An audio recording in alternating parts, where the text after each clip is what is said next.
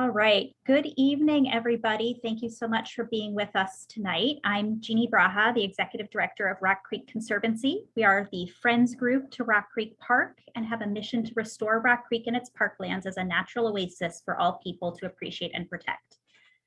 A really important part of that mission is that for all people. We know that not all people have been or even now feel welcome at times, up to and including today. And that was really the genesis for this series of programs. The Conservancy and our fantastic partners at Rock Creek National Park work together to tell these stories that sit at the intersection of race, history, and Rock Creek. Everything we do is people-powered restoration. We really try to anchor what we're doing in the special place that we all know and love, which is Rock Creek Park. Before we dive into this evening's program, though, I'm very delighted to be joined by Superintendent of Rock Creek Park, Julia Washburn, who has an update to share with all of us. Julia? Yeah, thank you, Jeannie. Good evening, everybody. Thanks for coming tonight. I'm really looking forward to learning on today's webinar. I am delighted to let you know that we have received permission from the National Park Service Washington Leadership Office to remove the name Melvin Hazen from what is currently known as Melvin Hazen Park, which is a parcel of land that protects a tributary to Rock Creek. And we will be removing the name from the park and the trail, and also from the community garden. And the stream itself is usually called Melvin Hazen Stream, but it actually does not have a name. So we can't remove the name from the stream. And if those of you who don't know, Melvin Hazen was a city supervisor and was an architect of the segregation of northern DC. And he was responsible, among other people, for systematically removing African-American communities, and especially Reno City, from what is now Ward 3, and turning it into an all-white community with covenants on some of the homes there, creating basically a white Christian only area. The covenants also restricted Jewish people from owning some of those properties, as well as African Americans. So we're just happy to be able to remove his name from NPS and public lands. And you will soon see signs changed at Melvin Hazen. Rock Creek Park does not, and the National Park Service does not have the authority to rename the property. That is the responsibility of Congress through the Commemorative Works Act from 1980s. So if people have ideas for what they would like to see the park named, get in touch with Congresswoman Norton and get some legislation introduced to get a new name on the park. But we're just so delighted and pleased that we have received permission to change the name. And until it is designated with a new name, it will remain being called Reservation 630. So all of the public land in DC has a reservation number, which essentially means that it is reserved for public use. And so this parcel of land is Reservation 630. And for those who don't know, the parcel of land that makes up Rock Creek Park itself is also designated Reservation 339.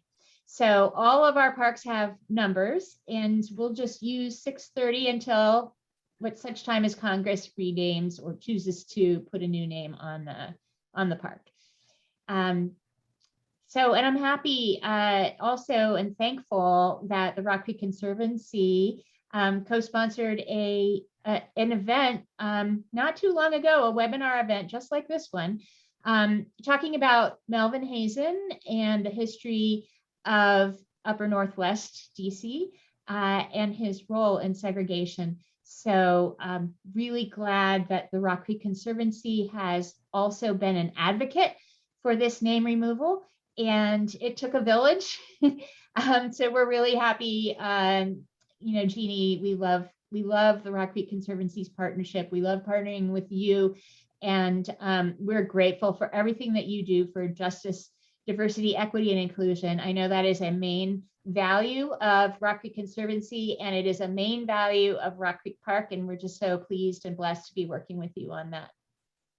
Thank you so much, Julia. We are really, on behalf of the Conservancy, so proud to be partnering with Rock Creek Park with your clear commitment to justice, equity, diversity, and inclusion, which we do share. And I think also, I often tell people the National Park Service is in the forever business. So changing something is very hard. It was, it seems like a small step forward, but it was a large amount of paperwork, I am sure, and just a lot of effort from you, Julia, and your colleagues in the service that really made that happen. And we're just so delighted to see that step towards inclusion and look forward to celebrating frequently. Yeah, and if I may, Jeannie, there is a movement afoot. The Secretary of Interior, Deb Haaland, is working hard at removing derogatory names and derogatory language from parkland and other public lands. But I am happy to say that we're kind of a leader in that. That movement is starting now, and it's just nice to be able to kind of break that new territory for the National Park Service. The reason that it took so long is it is in a way precedent setting. And so that decision was looked on very carefully by lawyers and policymakers and decision makers. It was not made lightly. So that's why it took so long, but it was worth waiting for. Most definitely. And we, like I said, really look forward to celebrating with you. We're thrilled to be able to share a sign for the corner of Reno and Tilden Roads. I think I heard from our sign maker, it should be here in just a couple of weeks. And thank you. Elena has put in the chat a link to the program that we offered last year in partnership with Rock Creek Park that examined that legacy. And I think it did just what we wanted it to do. We shared information about a story that wasn't well known. And it also created opportunities for our community to really imagine what a more just and equitable future will look like, and it can look like, right? We've made it happen since then. And so tonight, as we're working on this program and wrestling with a very heavy topic, I'm really grateful that we have partners, Rock Creek Park at the National Park Service, but also Montgomery History, which will anchor us in place and events, as well as having the optimism, the future-looking reconciliation work that Soul Trak Outdoors. We're so incredibly grateful, Tyrhee, for the powerful work that you and your colleagues do, and we're delighted to be able to make some space for that. So with that, I am going to pass things over to our moderator, Kym Elder, the program manager for the Civil War Defenses of Washington, an incredible thought partner on this series of programs, to introduce our speakers and get us started for the evening. I'll remind everyone to please stay muted if you are not one of our speakers. And also please feel free to add comments or to ask questions in the chat box that we can then take after the panelists have had their discussion. Thank you so much, and thank you to the Conservancy staff that are making all of this work so seamlessly. Kym?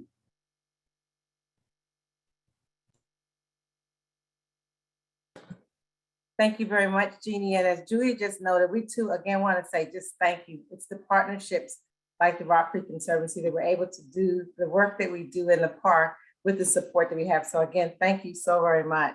Again, good evening all. I'm Kym Elder, the program manager for the Civil War Defenses of Washington with the National Park Service. And on tonight, we have a very lively discussion plan, very informative discussion plan, and it's my honor to be here with you and to help facilitate the discussion. On tonight, we will be discussing a topic that you wouldn't often hear as a common topic or problem in the DMV area. However, the historians at Montgomery History have done research around the racial terror lynchings of African Americans that took place in nearby Rockville, Maryland. This tragic history and resulting generational trauma can help us help inform our understanding of biophobia. Everybody's wondering, of course, what is biophobia? We're going to dive into that really deep tonight, where everyone will have an understanding of biophobia. So again, on behalf of the Rock Creek Conservancy, the National Park Service, Rock Creek Park, and Montgomery History, we are happy to host this virtual conversation that, as Jeannie noted, is at the intersection of race, history, and Rock Creek Park. I have the pleasure of introducing our distinguished panel tonight.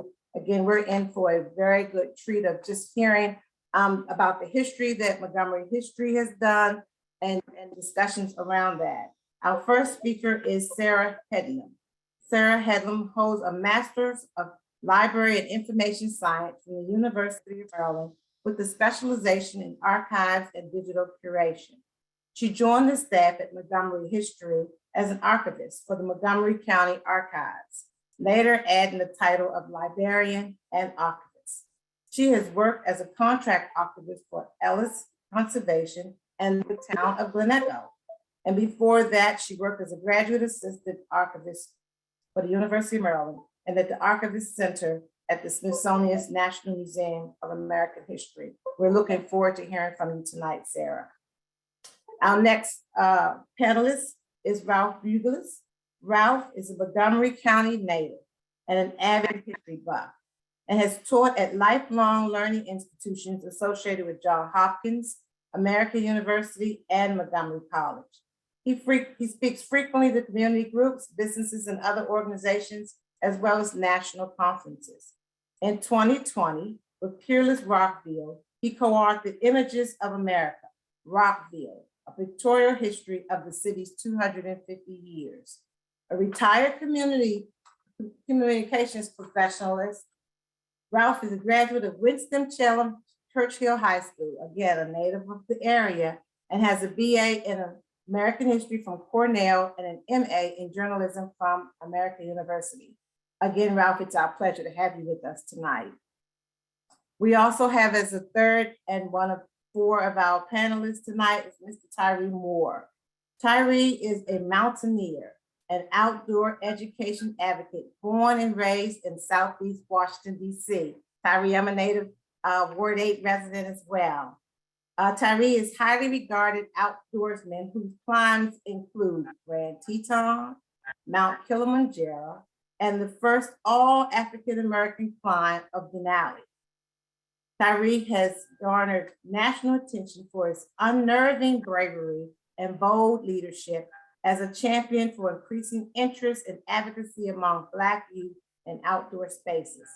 His advocacy includes appearances on the Weather Channel, Food Network, North Face campaigns, and as a cast member of the award-winning documentary An American Accent.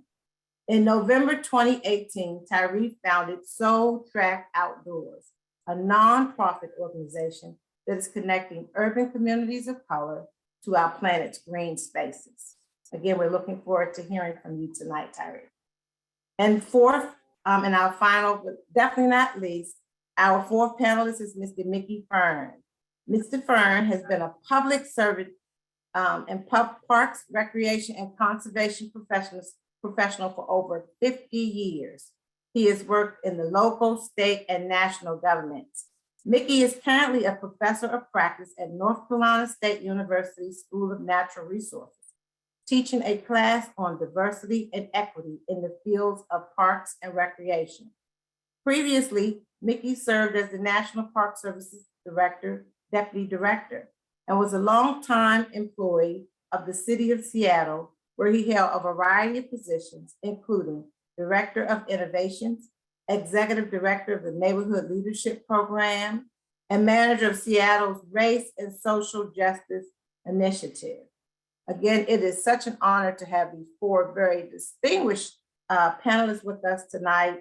And we're going to get right into hearing from one of our first panelists who's going to share with us some of the background about Montgomery County and lynching. So at this time, Ralph, we're going to have Ralph present us with the PowerPoint.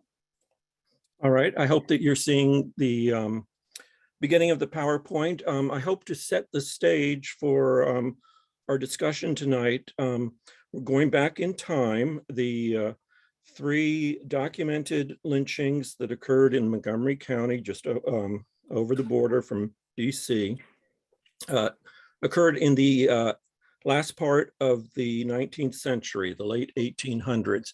And Sarah will describe those in detail. What I hope to talk about, as I said, to set the stage, race relations in post-Civil War Montgomery County, Maryland, fairly representative of a rural Upper South area. One reason for getting this space that you see here in the Smithsonian African American Museum. Now, a quick background.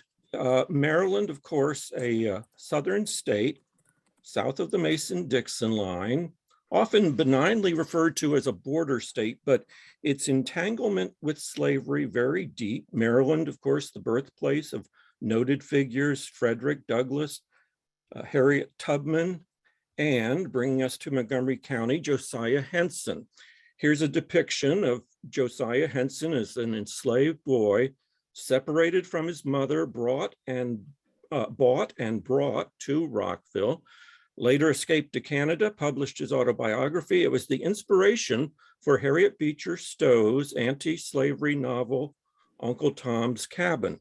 And this 1850 slave census shows many prominent white Montgomery Countyans as enslavers.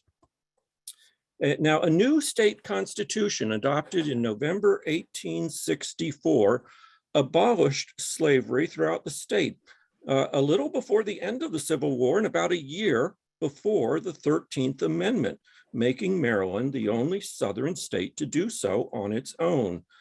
But Montgomery County solidly against this new constitution. Very Southern pro-Confederacy orientation with frankly white racism very strong for years to come. You can see the vote against this constitution solidly against in Montgomery County.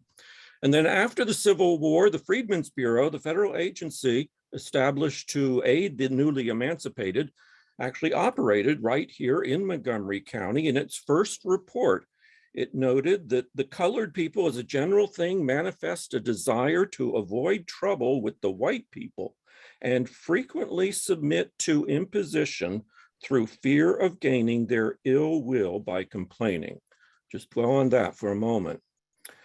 This book, The History of Maryland at the time, very much applies to Montgomery County, a long struggle by Black people for true freedom and equality, and a precarious existence through the end of the century. So in the face of white hostility, the newly emancipated banded together in communities for mutual support and to be as self-sufficient as possible. The well-known historian John Hope Franklin says that these communities were like a world apart, and the expert on Reconstruction confirms at this time, Blacks concentrating on building community. And here's a map showing Black enclaves, quite insular, all over Montgomery County, and race a defining factor of the time, 33% of the county's population, African American through the end of the 19th century. Now, just for orientation, here's approximately Rock Creek. More of it actually lies in Montgomery County than in DC. At this time, Montgomery County, predominantly rural and agricultural, the Black population almost entirely either farm workers or domestics. But importantly, within these Black communities, several institutions were established as vital community pillars: the church, the school, and the building in the background there, a benevolent society. Benevolent societies were like safety net organizations, collecting dues for insurance. Another example of the Black communities doing for themselves in a strictly segregated society.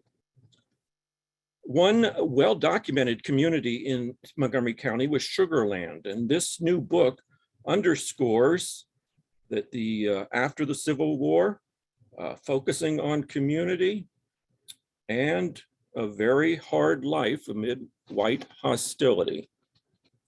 This probably the most rigid, ensconced manifestation of segregation was schooling, just like in the Deep South.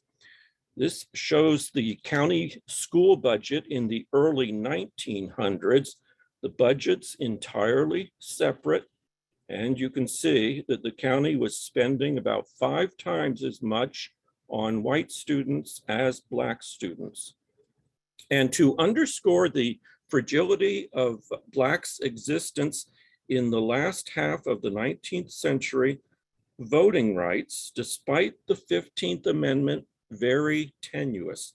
In the early 20th century, several attempts in the state legislature to disenfranchise Blacks. The Democratic Party unabashedly declared the Negro vote a menace. Ultimately, this move was defeated statewide, but again, the vote in Montgomery County very much in favor of denying Blacks the vote. So to sum up, post-Civil War, Montgomery County, very much a segregated society like throughout the South. African Americans forming in communities, Black enclaves for mutual support, self-sufficiency, important community institutions, but limited opportunities, and interacting with whites mainly for jobs and by necessity, but the interactions tragic as times, as we'll hear next. And just to bring the picture into the 20th century, this is Rockville in the 1950s. And as they say, a picture is worth 1,000 words. So I'll end there and turn it over to Sarah for more details.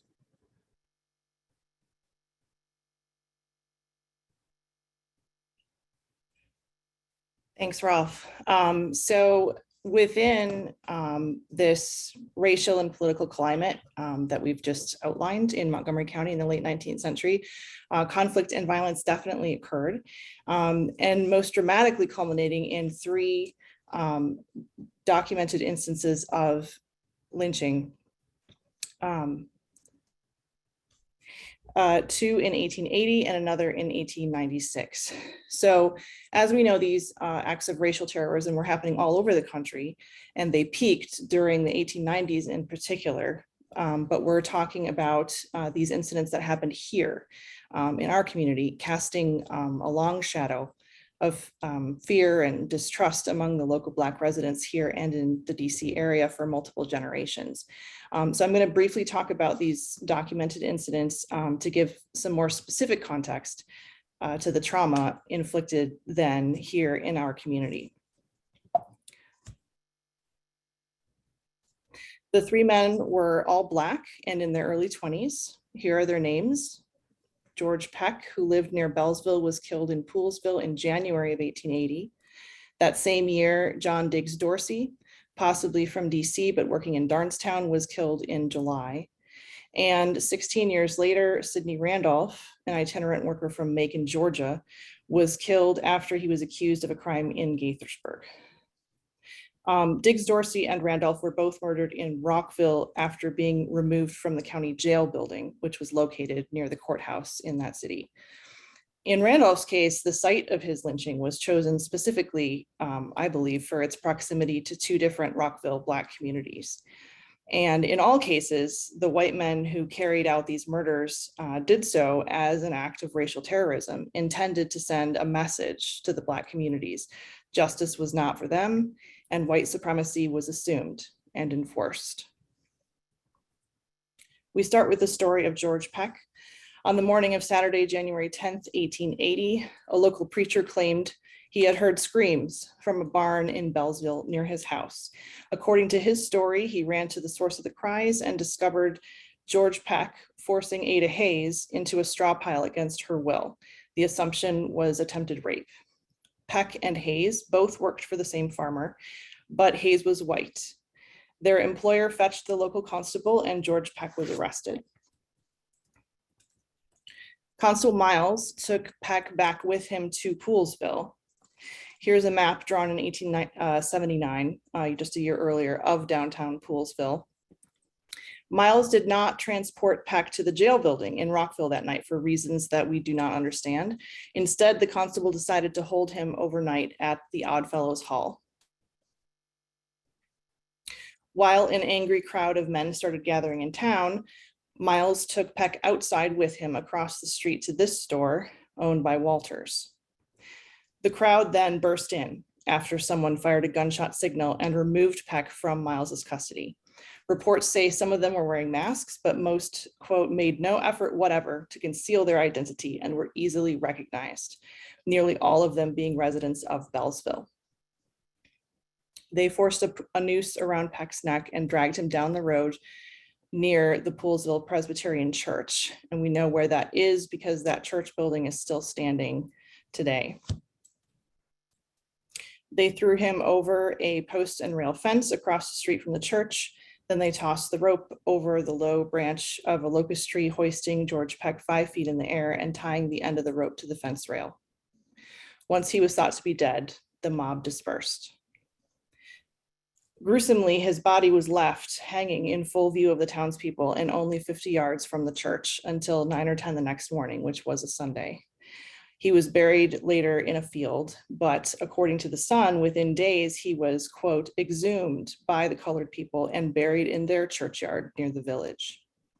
If true, this act of claiming his body and the dignity conveyed by a churchyard burial suggests he was not a notorious criminal, as the papers suggested, but simply a member of their community. It's possible the cemetery of Elijah Methodist Church is where he was reburied, pictured as it appears today, but we don't know his final resting place for sure. No charges were ever filed against the men who killed George Peck.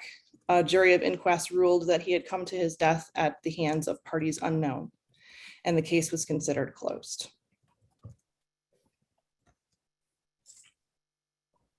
The murder of John Diggs Dorsey happened only 6 months later, in July of 1880. John Dorsey was employed by a middle-aged couple, James and Linnie Shafaley, who owned a farmstead near Darnestown. After Linnie Shafaley's husband left town on business, she turned up the next morning at a neighbor's house, bruised and distraught, claiming that their servant, John Diggs Dorsey, had raped and beaten her the night before and then left the house. This accusation led to a 2-day manhunt across Montgomery County and into DC.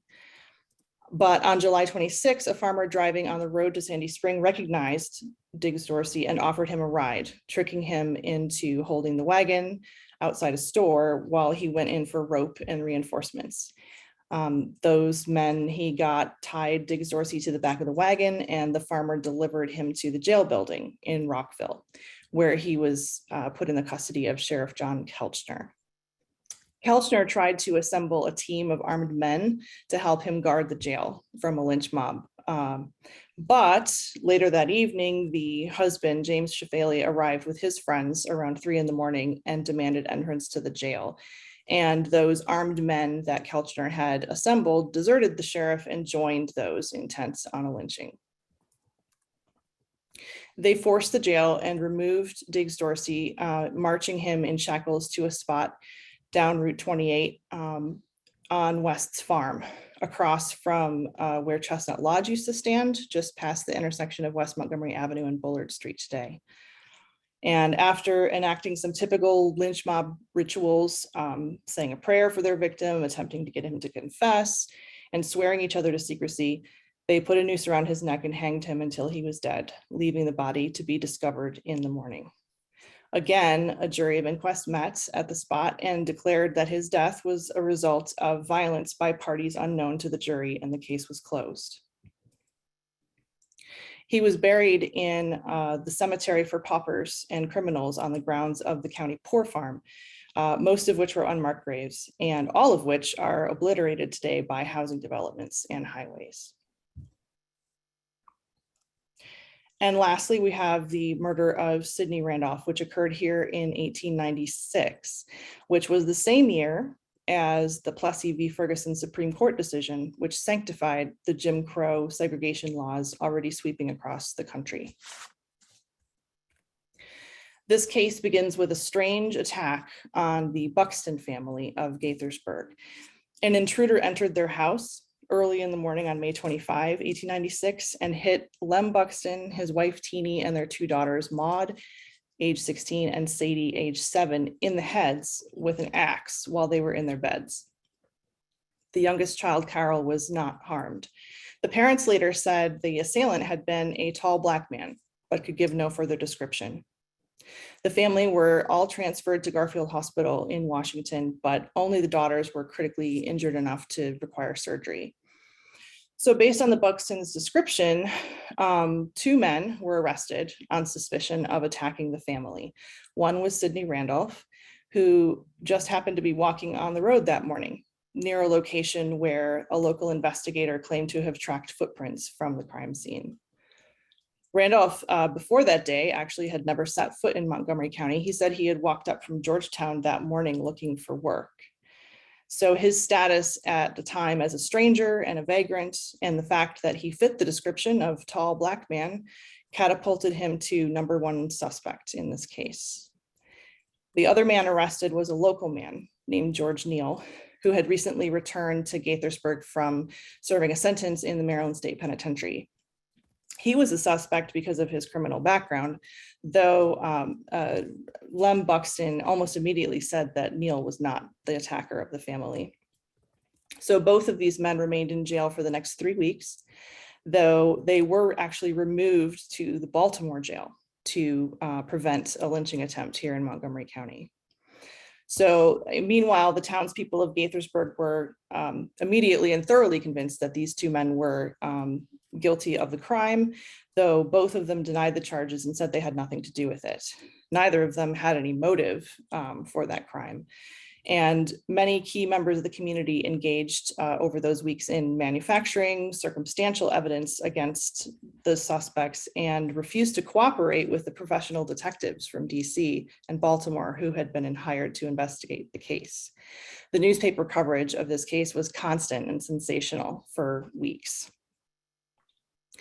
So Sadie Buxton unfortunately died on June 5th from her injuries. The rest of the family eventually recovered, but a coroner's inquest was held a week after her death to determine the cause of her death. And after hearing from more than 30 witnesses, the jury reached the conclusion, based on that circumstantial evidence and questionable testimony from the witnesses, that Sidney Randolph had attacked the Buxton family and was solely responsible for Sadie's death.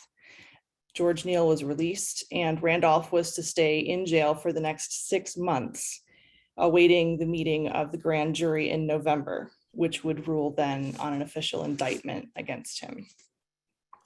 Instead, Randolph was lynched a few weeks later on July 4th, 1896.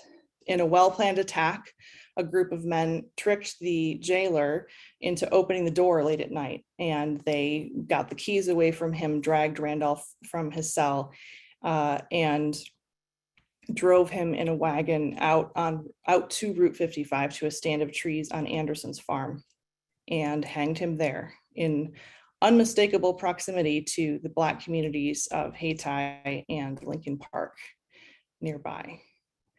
Randolph was also buried in the Poor Farm Cemetery like Diggs Dorsey, probably in a newer section, but his gravesite is also lost to time and development. So following his death, this time there was pressure from Black lawyers and other racial justice activists in DC, as well as from the governor of Maryland, who offered a $1,000 reward for information leading to the identity of the lynchers. So the jury of inquest met 3 times this over the next 2 weeks in the Red Brick Courthouse to try to determine who was responsible for the murder of Sidney Randolph. They heard from more than 40 witnesses, many of whom had incriminating information about certain individuals who seemed likely to have been involved. But the closed ranks of secrecy within the white community prevailed. And on July 13th, that jury rendered the verdict that Randolph had died at the hands of parties of an unknown, a verdict that was further upheld at the grand jury meeting that fall. No charges were ever brought against those who killed Randolph, and further investigation of the Buxton case was also dropped. So these are obviously very condensed versions of these incidents. If you want to know more about these cases, please visit Montgomery History's website. We have 2 publications you can actually read directly online that tell the stories in depth with citations to sources. And we've also assembled additional loads of information on the people and locations and other circumstances involved in these cases. But for now, we're going to move past this time period and explore how this kind of violence and injustice that's exemplified in these particular stories continued into the 20th century and beyond, impacting generations of Black people and their relationship with nature in particular, right into modern day.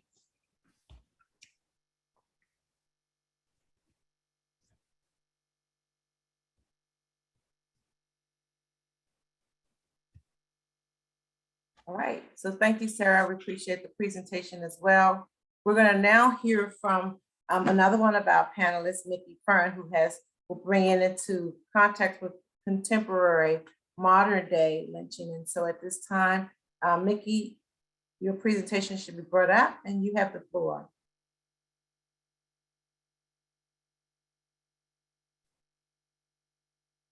Hello, everyone. Can we make this the slide view? Thank you. All right, next slide. Hi, everybody. I'm Mickey Fern. I'm not going to spend a lot of time introducing myself because I want to make sure that we get through this. I've been in Parks and Recreation for 54 years, and this started in 1970 when I graduated from undergraduate school in Sacramento, when the California State Parks Director asked me why Black people didn't go to state and national parks. This was in 1970. They asked me to do a survey in the state. I did the survey, I came up with findings, and nobody seemed to want to believe that people didn't go just because they didn't want to, that it wasn't a matter of material equipment and supplies, it was that they didn't want to go. And then this was further confirmed in 2009 when I was interviewing to be the deputy director of the National Park Service, when Secretary Salazar said to me, he asked me the question, what are you going to do to get more Black people camping and hiking? And I said, and I don't really mean this, I don't really care about camping and hiking. What I want to know is how a group of people who had a profound ancestral relationship with nature and were brought to this country under horrible circumstances because of that understanding of nature, how they were brought here because they knew about growing rice in brackish water and how to get pine tar out of trees, that they were very familiar with nature. How has that changed into, over time, there's nothing good happens out there. So that's kind of what we're going to talk about, the concept of biophobia. Have this slide about what we all need for a lifetime. We need lifelong creativity, love and kinship, health and safety, but we need consistent contact with nature, which is not an amenity, which is an absolute need in terms of our mental and physical health. Next slide.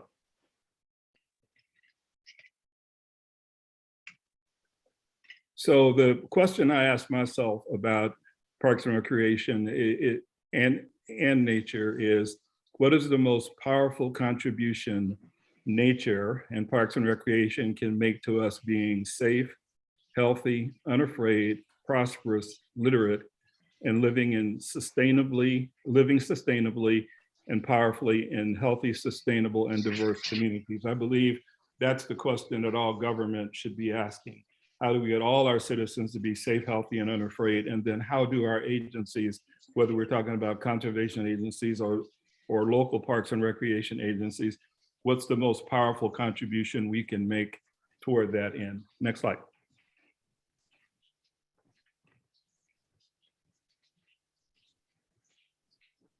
All right, so the question I ask myself when I'm talking to conservation organizations is, what is it you're really trying to do?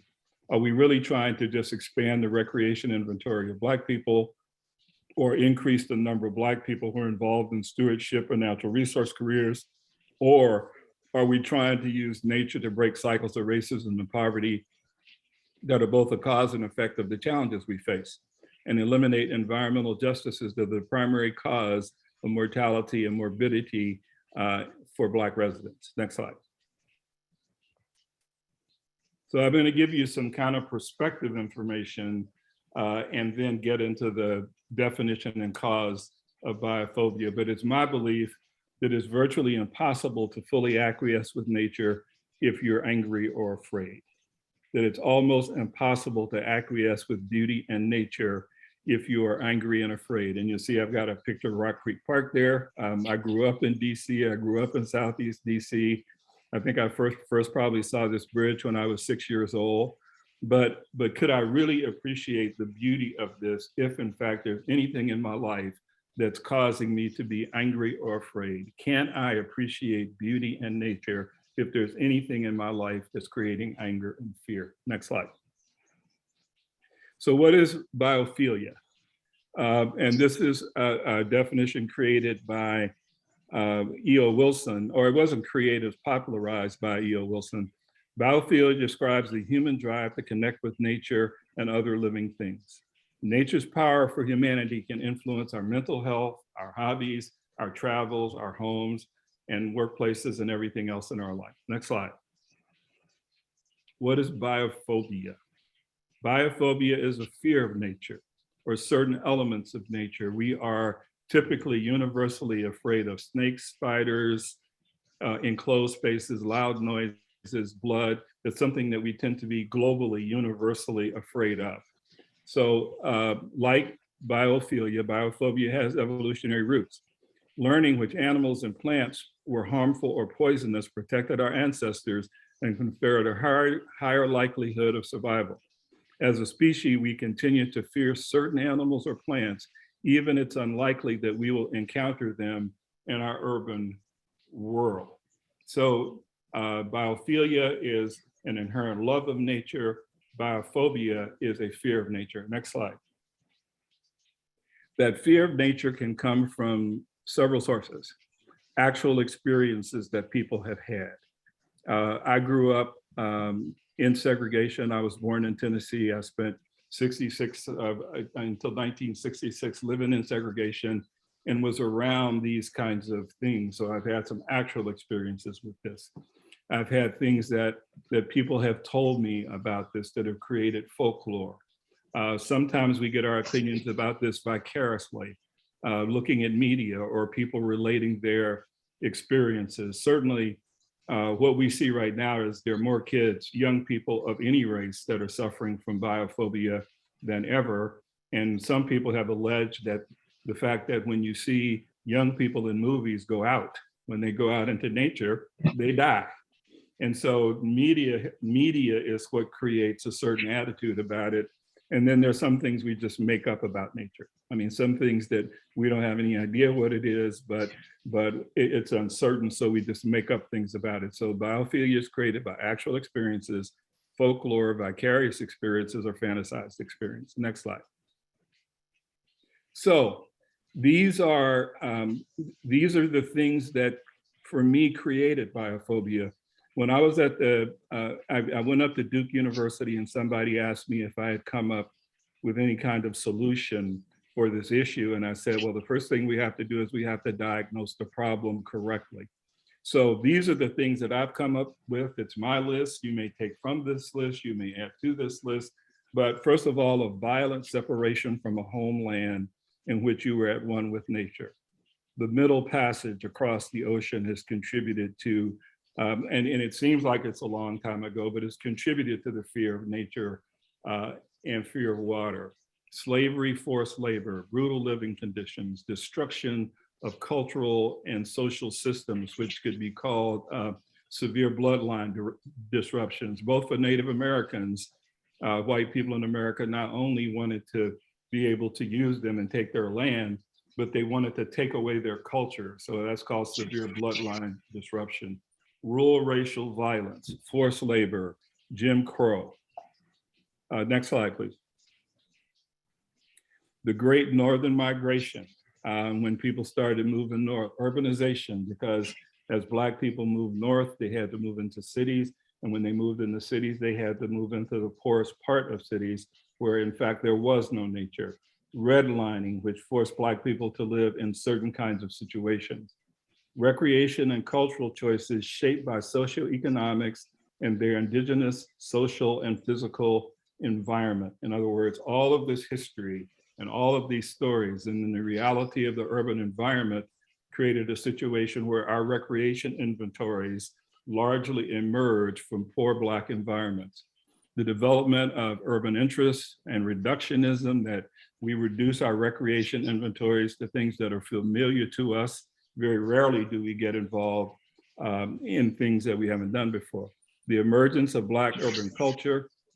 So all of these things have manifested themselves now in, people don't claim that they're biophobic, people claim that they don't care. I just don't want to go. I just don't want to be out there. But all of these things have contributed to that point of view.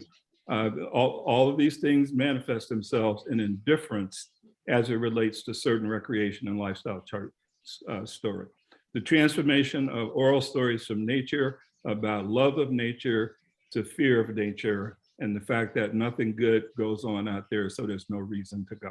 So let's go to the next slide. So those were the conditions that I have listed that created biophobia, and biophobia creates internalized oppression, and internalized oppression causes me to do these things. I've decided based on messages our society has given me regarding who I am, what I am not, where I can go, what I can expect, what are reliable sources of recreation and joy, and what I can accomplish. So the whole litany of biophobia has created internalized oppression, which has created this thing called reductionism. I remember being in Anacostia a few years ago when I was deputy director, and I was talking to a group of 20 young people from Ballou High School. And I always start with this question: if you could go anywhere in America, where would you go? And of the 20 people, 15 of the young people in the room didn't have an answer. Didn't have an answer outside of Anacostia. When I was 7 years old, I knew I wanted to go to Disneyland, but reductionism has created a situation where their recreation inventories, their choices, all of those things are controlled by internalized oppression, which has been created by biophobia. Next slide.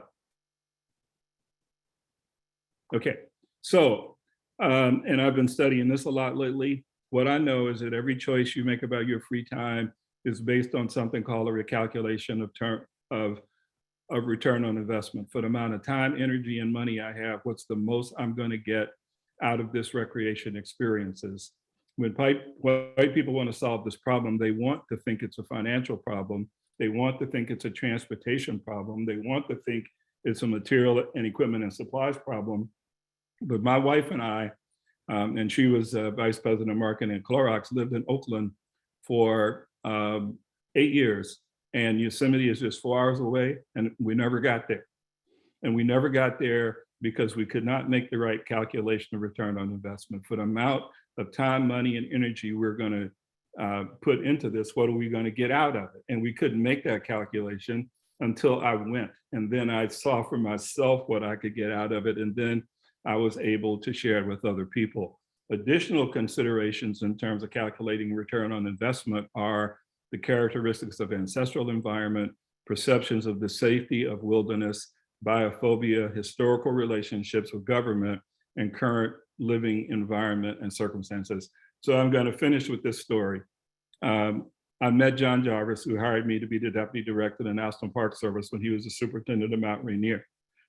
He called me, I was working for the city of Seattle. He said, I understand you know something about Black people in parks and recreation. And I said, I don't know. You know, maybe a little, maybe I can help you with this. But he did a survey, a zip code survey of Central Seattle. And he was making a presentation, and he said, among the reasons Black people said they don't come to Mount Rainier is there's too much dirt, there are too many small animals, and the barbecue grills aren't big enough to cook anything on. Well, that's not the reason they don't come. But that's what they talk about. So the problem with this issue is that white conservation organizations don't know why they don't come, and Black people are not necessarily conscious of why they don't go. The question is, how do we break the biophobia?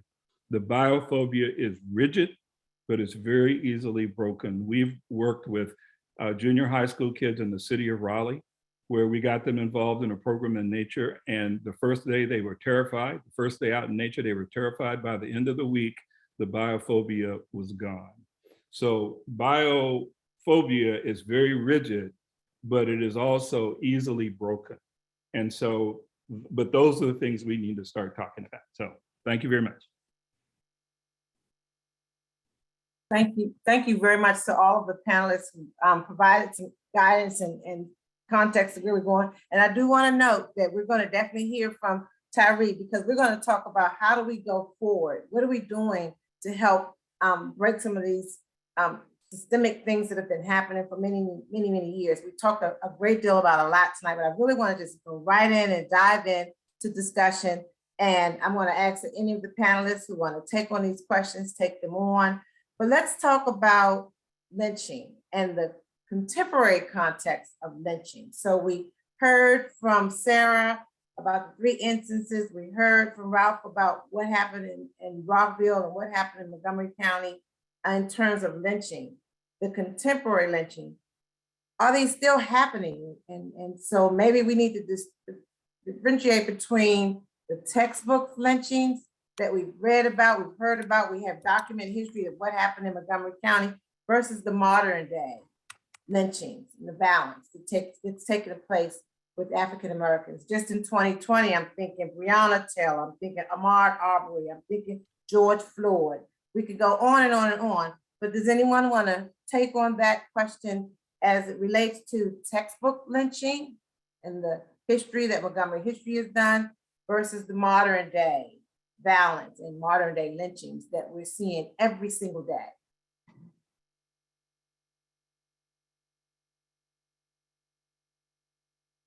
Anyone want to take that one on? Ralph, would you like to take a stab at that one? I could start just by saying that, and perhaps I should have stressed in my presentation that obviously I was talking historically. Montgomery County is a very different place today, and population-wise, one of the most diverse counties in the country. That's not to say that there aren't still, as you say, systemic problems, and you know, we don't have the as you said, textbook lynching, but still many underlying racial problems that contribute to much of what Mickey was talking about. Yeah, I think a lot of this stems from the reality that, and I don't know how you talk about this without saying controversial things, but that white people have always seen Native people, especially and Black people, as the lower form of life. They've not seen them as having rights to the same kind of things that everybody has. Look at the Tuskegee syphilis experiences. Look at the putting measles in blankets and those kinds of things. People don't do that unless people believe that the people that they're doing that to are a lower form of life. And I actually think some of that continues today. I'm not saying that that's what everybody thinks in their head, but the fact that that was in people's reality for so long, I think people still do that. I think that's why police shoot Black people. They're more overseers in Black communities than they are policemen. I think it's because they see them as a lower form of life, because that's how our country has emerged. Yeah, and I can just speak to like something that we even discussed in a calls prior to this, is that there are still running lists of active like technical lynchings, right, that are taking place, that we don't sort of see that as sort of a current like issue or like a current thing, that it's like it's obviously not as frequent as maybe back when both Ralph and Sarah were discussing, but I do think that those things are still currently happening. There's articles out there that still sort of document these occurrences, but even like you said, there are modern day lynchings that, or even acts of intimidation that still play a really heavy role in sort of creating distance between communities in these spaces. And so whether that's when you start to sort of head west towards Shenandoah and you start to see different signs, or even if flags that sort of create signs or signals to say, keep out, or like this isn't a space for you, and sort of identifiers that may present warning can affect someone's experience as they sort of enter a space, and it sort of sets a tone very early on before you even get to a trail. And so just thinking about how those interactions can sort of deeply affect or internalize these senses of biophobia, like Mickey was stating, like how you can't be comfortable or you can't see the beauty in spaces if you come into the space naturally in fear. And so I think that we just have to recognize that and even like you said, in 2020, we even thinking about Christian Cooper and how he was in a park, like literally on public land, and someone stepped in and created their own sense of authority over his existence in a park, or someone that's on a run gets shot down or gunned down. Those are people recreating, spending time out in public space, but then being murdered or even sort of reprimanded by non-authoritative figures in space that does not belong to them. It equally belongs to all of us. And so those type of signals or messages sort of resonate into communities, whether it's folklore, whether it's media. I think that we sort of internalize that back into our communities. And we've sort of been sort of systematically shaped to say, hey, we need to protect ourselves. What are we going to do? Is this a safe space for us? And we start to create these larger narratives to protect ourselves. And so that's a very natural response. But to Mickey's point, sometimes it can be damaging because it may not be directly related to a current experience, or it may not sort of be an ongoing occurrence if we were to be reintroduced to those spaces in other occasions. And so just trying to find a balance, I think, is really important, because the reality is that you may run into those circumstances, that they may happen to you, but other days it may not. But finding an opportunity to try and create a setting that does sort of properly prepare, and have an environment that does sort of warm people up to the possibilities that these environments might present to an individual that doesn't necessarily frequent a space. And sir, did you want to add anything? If not, we can move on, but I want to know if you want to add anything to that. No, I wholeheartedly agree. And it's never been more clear to me, than when I'm doing this research on things that happened so long in the past, and the comparisons and the parallels between that and what I'm seeing, today, and the cases that Tyrhee mentioned, all of them. And it's clear that's exactly what's still happening. And so, yeah, definitely. So thank you, Mickey, for defining both biophilia and biophobia for us. I think of, we talk about folklore. There's always this old adage about Black people, and specifically Black men, don't go into the woods, because historically they go into the woods and they don't come out. And so I wanted to sort of put some context around that, of how do we create spaces and comfortability for people to want to do that. And so we can kind of interweave this into what you're doing, Tyrhee, with Trak. So to talk about how we can, we want to talk about the history, and we've got a pretty good sense of what happened, where we are, even the modern day issues, but we also want to make sure that we guide our discussion tonight, and how do we start changing some of this behavior, and what are some of the things that we could do to do that? So Tyrhee, I'm going to give you the floor at this minute to talk about what's going on with Trak, and how do we sort of help end some of this trauma, because that's literally what it is, trauma. So Tyrhee, if I could say one thing, it's really interesting that in slavery, Black people, to get away from the brutality of slavery, went further into the woods, because that's where they could find safety and protection, because that's what they knew. And it's really interesting now that they don't see the woods as that safe, welcoming place. I'm sorry, Tyrhee. Yeah, no, I agree. And I think that first I want to say that in this instance, safety is subjective, right? Even at Trak, we can't guarantee safety. Even as an organization, we still face the realities, the harsh realities. As an organization, we have our own encounters. But I think that we always try and just acknowledge those fears, or acknowledge that biophobia that does exist, because I think that some of it is rooted in truthfulness, and they should be recognized. So I think addressing, even being a part of conversations like this, and bringing our community to conversations with experts, I think helps us dismantle some of the problems that exist and understanding why some of that separation has occurred between communities and these green spaces. And so I think that's sort of a starting point, but then to the point that Mickey made, again, we want to create this shift, right? Like there is a ton of reduction in our communities. There's a lack of confidence, right, around abilities, whether or not they are sort of allowed into space. And so just trying our best to, as opposed to reduce those feelings of reduction, promote these experiences to them, promote their abilities, and try and sort of create environments that sort of create a buffer that can better prepare them, whether that's bringing in technical resources around skill sets, better leadership opportunities within our organizations, but also throughout other environmental partners or like organizations within the city. And then additionally, just sort of, again, community matters a ton. I think that when you can sort of set the tone that allows people to sort of fully immerse themselves and sort of move away from these feelings of fear, they can sort of really see this environment for what it is and the beauties of them, and show up as their authentic selves. And so our work, particularly, we work with groups of leaders, both at the professional level, we work with college students at Howard, and then we also partner with schools. And I think that our approach is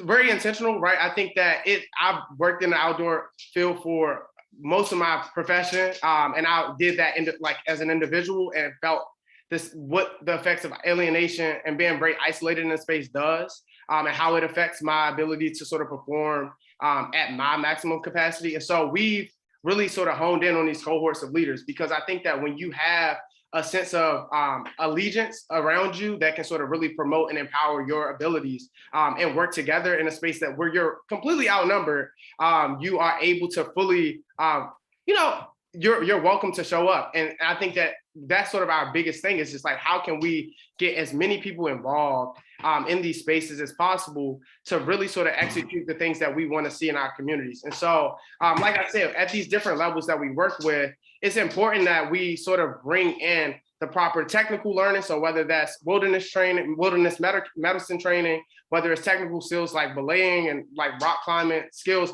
things that people may not necessarily find entry to on their own, or if they were, that experience might be a deterrent because of an experience of being alone or being left out and wondering, do I belong here or am I allowed here? We try and sort of dismantle some of those early barriers that we can anticipate, and whether that is even cost. I know that is also something that has sort of slowly, like the outdoors has become extremely exclusive, right? Like we have places like Aspen and Jackson Hole that have become secrets or little pockets or gems, and that isn't by accident. That's very intentional. Those places are sort of designed to for the elites, right? And so they're outpriced. They've created distance. They're really far away. Even here, like transportation in urban hubs, most people have sort of decided to have not, that driving isn't sort of a priority, or just may not have the resources to drive. And so to get to more traditional outdoor spaces may be an obstacle. And so as an organization, trying to take on some of those loads and sort of help ease that transition, ease that introduction into different opportunities, different training, is sort of a responsibility that we've taken on as an organization. So.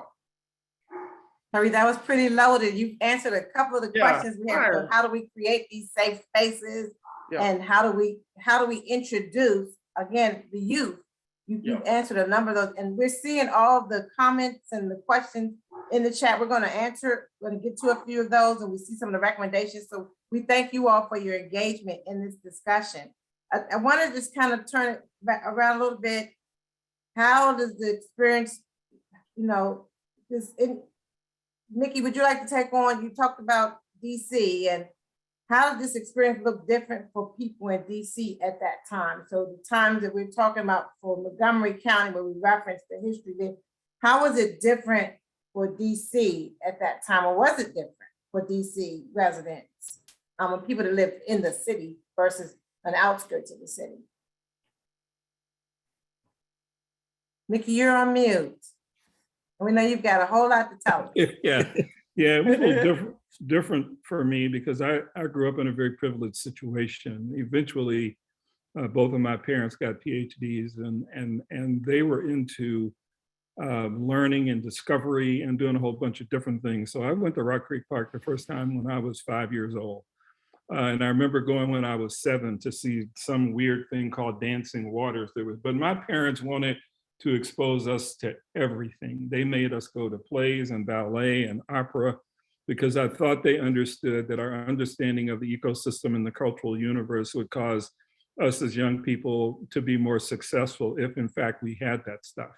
But there were people living next door to me who would not leave the block. And so some of this has to do with how you grow up personally, and this has something, and other things have to do with how the society sort of creates your thinking. So my parents never said a lot of bad stuff about white people because they didn't want their children to perceive themselves as victims of racism. And so therefore, rather than be victims of racism, they made sure that we went to Fort DuPont Park and Shannon. Now we couldn't stop. And by the way, this is what was really interesting. We had to drive to Tennessee every summer to see the grandparents, 11 hours in a car, and we had to plan bathroom stops because we couldn't go to the bathroom.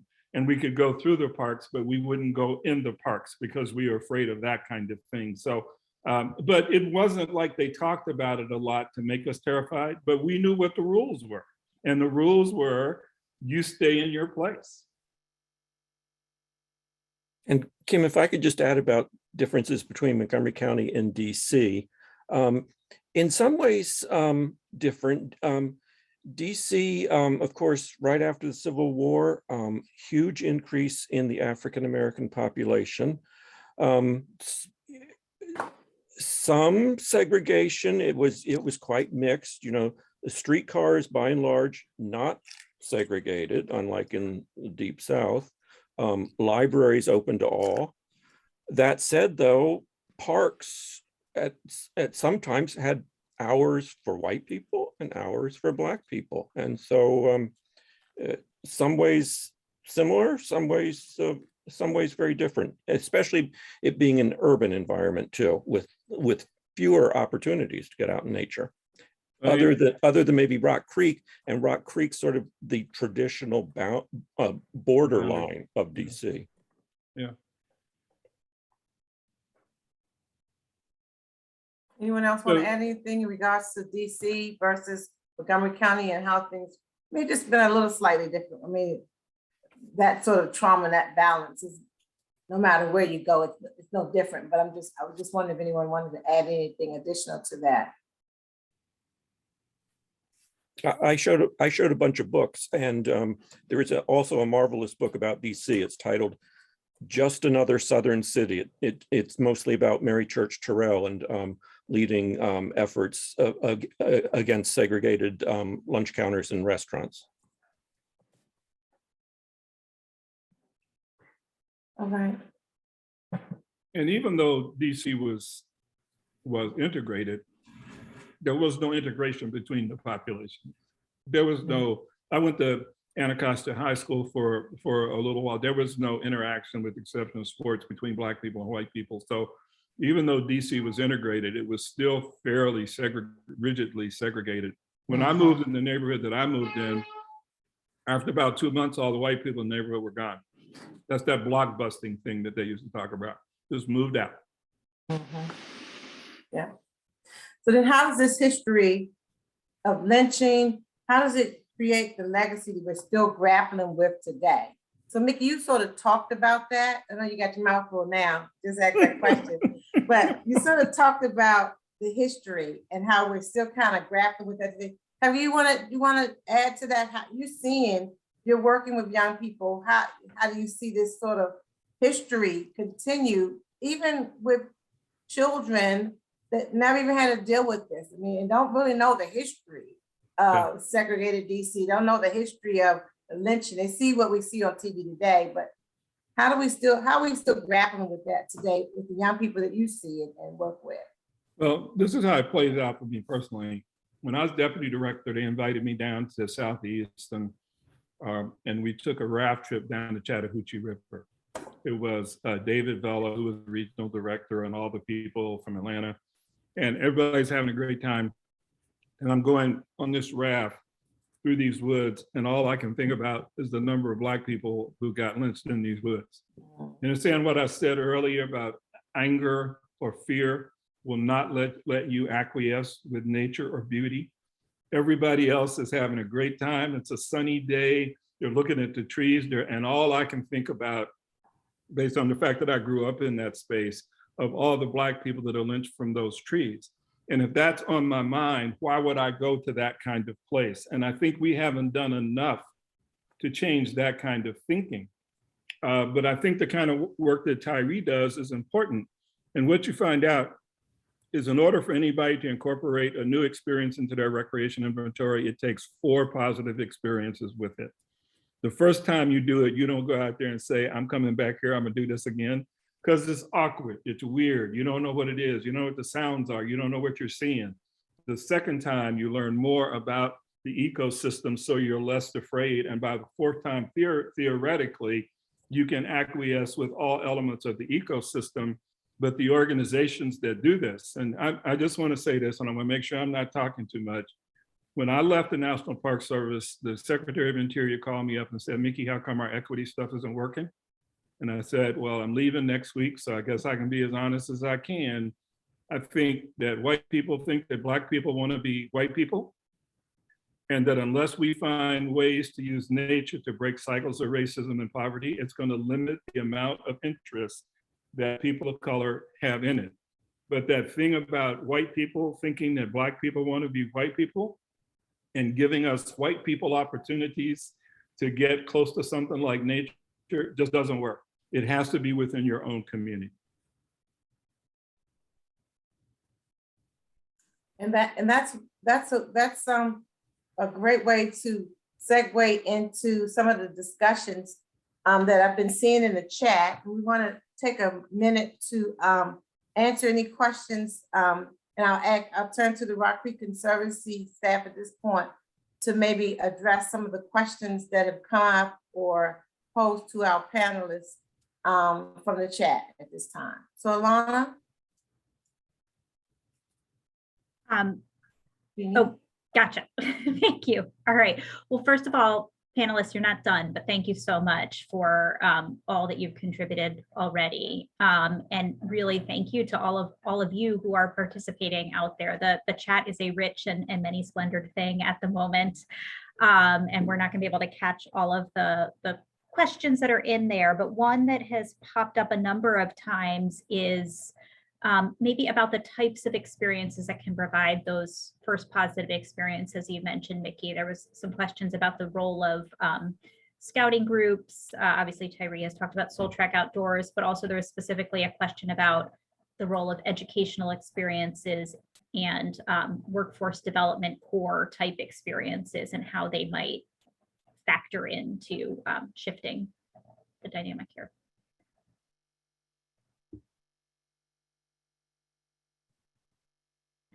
Tyrhee or Mickey, would you be willing to weigh in on that? Let me think. Hey, Tyrhee, go ahead. Yeah, I was going to first touch to something that Mickey said that I think is really important. It's just like about those first few experiences that people have are incredibly important. They can be very validating, or they can be very traumatic and turn people away. And so something that we talk about often at Soul Trak is just making sure that we are meeting the community where they are, and just understanding that people will come into these different experiences with different levels of experience, different levels of comfort. And so providing as many of those different types of levels of involvement as possible is really important, and not sort of siloing everyone into sort of one homogenous sort of experience. And so whether that is something as approachable as a picnic, or just very familiar activities like validating experiences like cookouts in our public lands. I think that if we can sort of do things that are familiar, but also slowly introduce them into maybe less traditional activities in nature, is something like a way to sort of very organically create or build a relationship with these spaces that we sort of have very close proximity to in our communities.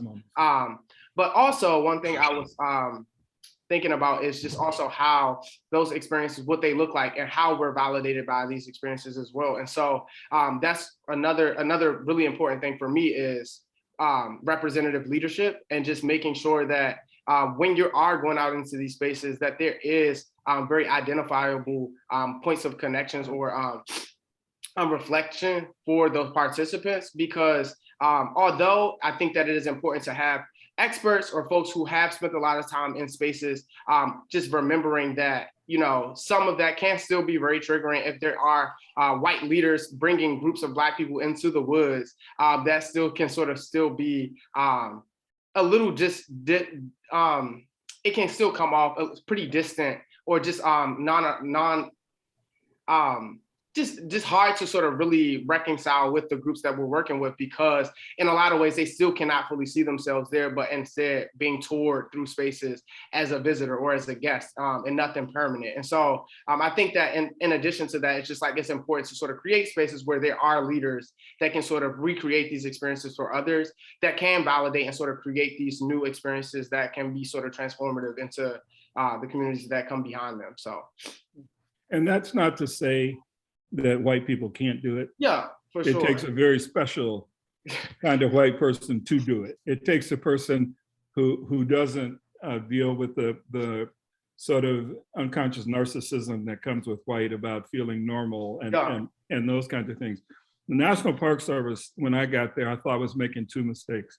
The way they would expose people of color, especially Black people, in nature was what's called play dates, where you take them out in the woods for a couple of days and let them have a good time, or make work, that whole core work program where we take them out, they remove invasives, they plant indigenous species, but that was just cheap labor. The reality is we would invite those people to those play dates and we would invite them to do that work, but they would go home and their neighborhoods look the same as they were when they left. So if we're going to do this work, we need to do this work to make sure that people see images that they can go back and ask the question, how come my neighborhood can't look like this? Or what do we need to do to have something like that in my neighborhood? But it's all so remote. It's all so out there, you know, as opposed to connecting what's out there to what's happening in their day-to-day lives. Yeah, it's something I just want to touch on that Mickey said is that obviously white people can't change the fact that they're white. And so I think that one of the things that I try and at least tell folks that are leaders in the space who aren't a person of color is just understanding that there are sort of a pre-existing culture, whether that's the like park rules or just like capacity limits, whatever those are that are already sort of pre-established, and just taking into consideration that some of those things may not be applicable to groups that may not have sort of been a part of the structural, like the infrastructure that was put in place. And so when you are sort of working with groups, open your mind up to sort of a different way of existing into those places, because although like the current inhabitants may have taken up space in this way, like there might be a completely different approach that our groups sort of function, whether that's at a climbing crag. We've been told that we were too loud. We've been told that we're sort of in the way. And in a lot of ways, we like to hang out. We sort of operate and take up space a lot differently. And so just understanding that, you know, this is a resort of a lack of presence and involvement in some of the sort of rule setting and sort of infrastructure that sort of been put in, like that have been established before we've sort of been more involved here. And so just understand, like, I think when we do have those encounters with leaders, just sort of asking that there is sort of a different take on how they may approach our groups or individuals as opposed to groups that they've worked with in the past, because we want to redefine or recreate our experience in those spaces. Thank you, Tyree and Mickey, for that. And Tyree, I can't thank you enough for the partnership that Soul Trek Outdoors has with the Conservancy, you know, because of the different roles that each of our organizations can play in that regard.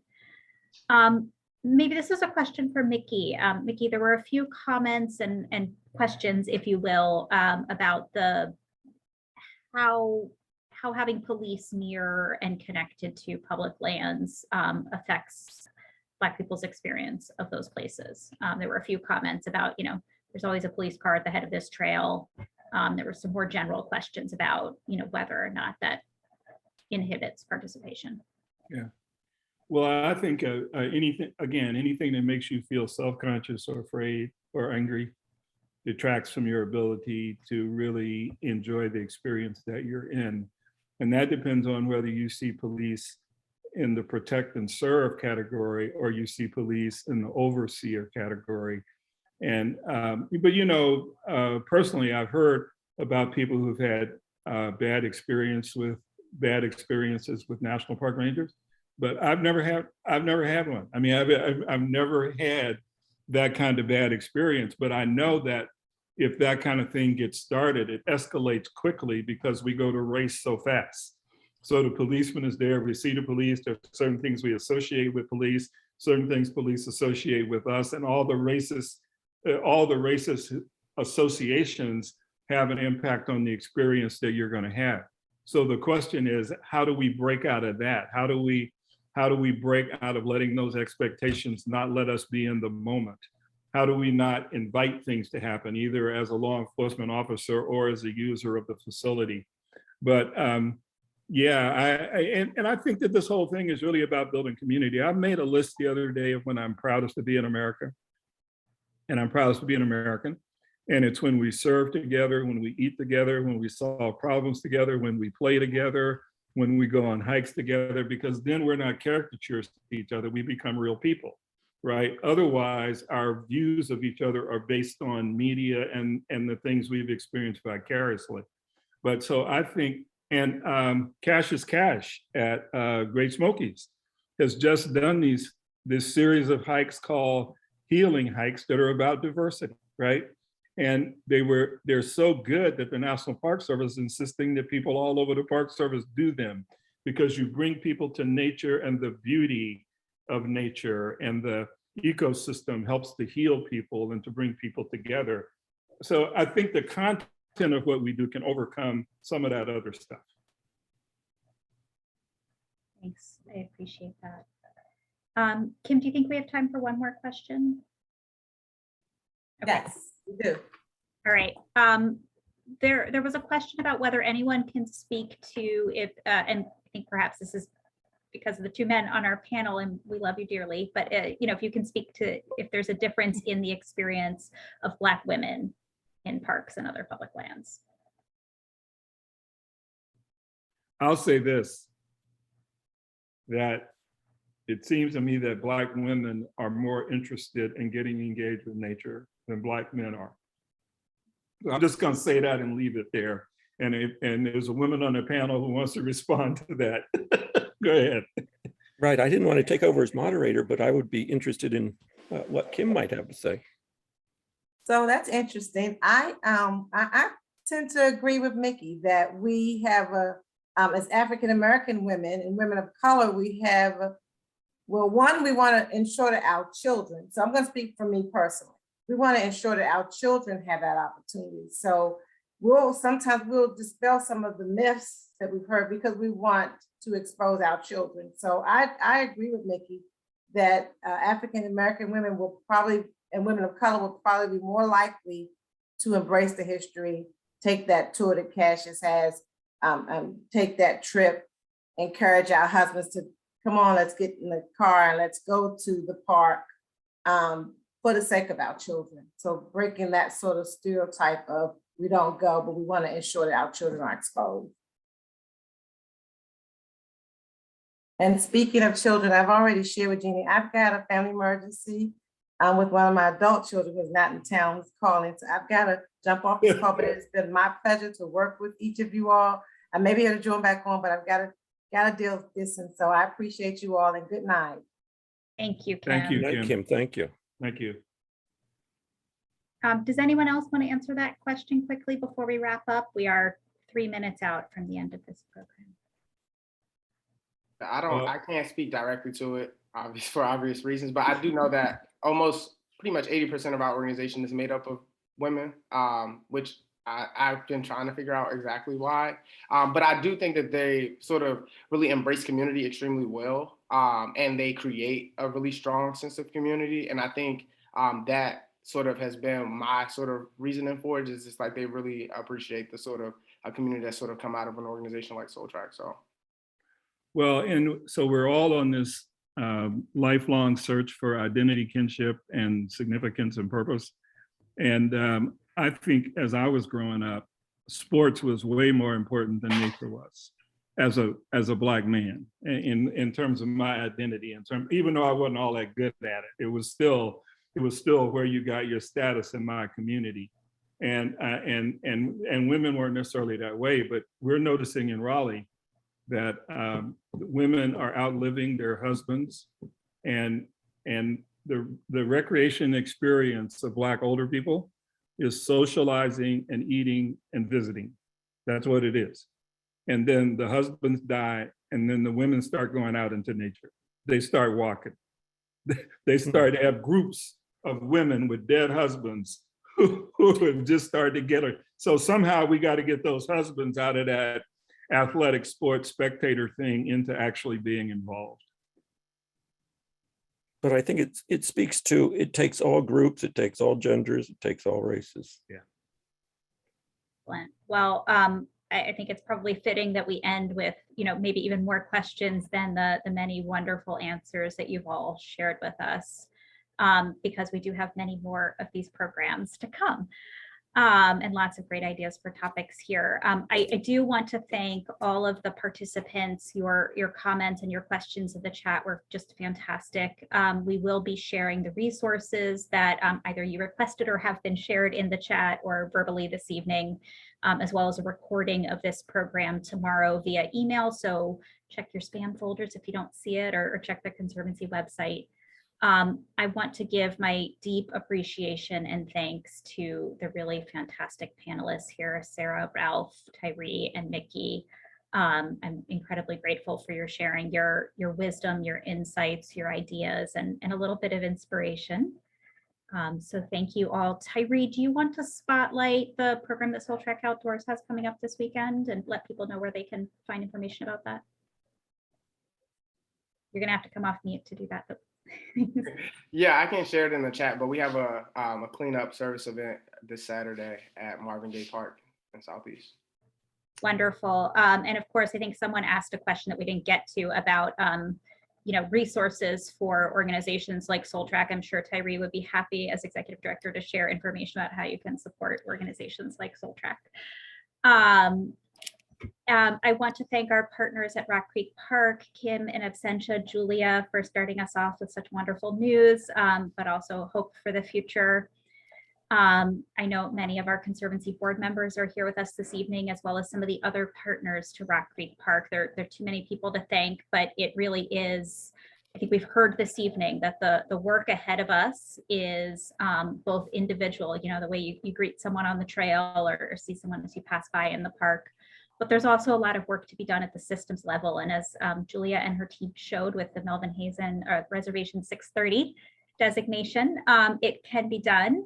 It might take a lot of work, but we can do it. So I'm really enthused and excited about the opportunity, not just to have these conversations, but to learn from them and put some of these ideas into action, and hope that all of you will join us in that work. Once you're done doing a little bit of work, I hope you'll join us for the next conversation, which is Wednesday, March 23rd. We'll be featuring Lou Stovall, who's a really fantastic artist, looking at the intersection of his work, which explored Rock Creek Park with his activism promoting DC statehood and home rule in the 70s, and we'll be joined by a number of wonderful historians.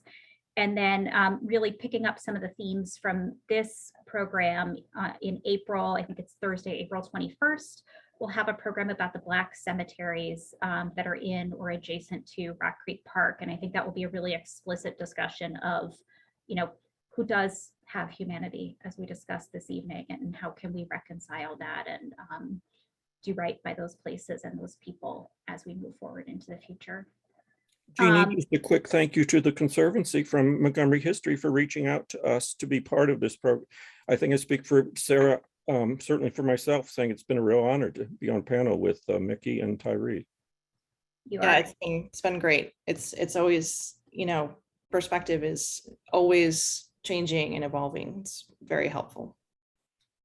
The incredible documentation that you've done of these really disturbing events has been, I think, really important. It was hard to listen to, but we're incredibly grateful for your sharing that and taking care of that. And of course, Mickey, we are always grateful for your wisdom and sharing sharing your knowledge and a little bit of your family time with us. So I think that is a clear signal that it's time for all of us to go spend some time with the people that are special to us.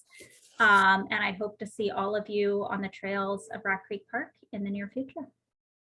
Have a good night, everybody. Thank you. Thank you. Thanks, everyone.